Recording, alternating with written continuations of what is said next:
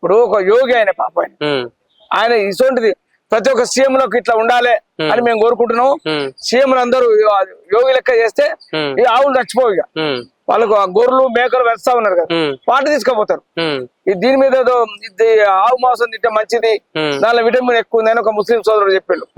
అరే మహాపాపం అని చెప్పినాం.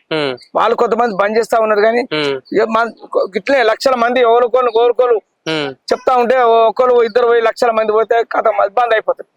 ఎట్టి పరిస్థితుల్లో మేము గో హత్య జరగనీయం. 7 తారీఖు నాడు బ్లాక్ డే ప్రదర్శిస్తాం. బ్లాక్ టీ షర్ట్లు టవాలు పట్టుకొని తిరుగుతాం. ప్రతి ఒక్కరి ఇప్పుడు ఎక్కడెక్కడ గోవులు దాచిన మాకు తెలుసు. 24 దిక్కుల దాచారు గోవులను. ఇక్కడ హైదరాబాద్ సంతోష్ నగర్ గానీ, బాలాపూర్ గానీ, యాకత్పుర గానీ, మేదిపట్నం గానీ, సంతోష్ నగర్ చాలా దిక్కులు ఉన్నాయి. ఇప్పుడు శంషాబాద్ లో కూడా ఉన్నాయి. అన్ని గోశాలు తిరగడం మేము.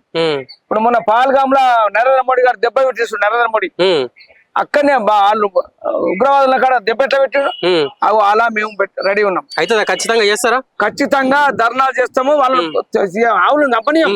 గోవాద కాకుండా చూసుకుంటారా? ఖచ్చితంగా 100% మా గో భక్తులు గో సైనికులు చాలా మంది ఉన్నారు. నాకు తెలిసిన వాళ్ళే 100 మంది ఉన్నారు. వాళ్ళందరినీ మెసేజ్ పెడతారు ఇక్కడికి రమ్మని. అందరు పోతారు. అందరు పోతే సంపనియరు దాన్ని.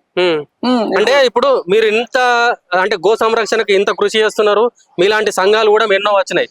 బట్ మీకు తెలియకుండా కూడా దొంగతనంగా కంటైనర్లలో కూడా షిఫ్ట్ చేపిస్తున్నారు. మరి అటువంటి వాళ్ళ పరిస్థితిని ఏం చేస్తారు? ఇప్పుడు కొన్ని జరుగుతా ఉన్నాయి అట్లా. ఇప్పుడు అన్ని అంటే మనతో అయితే లేదు.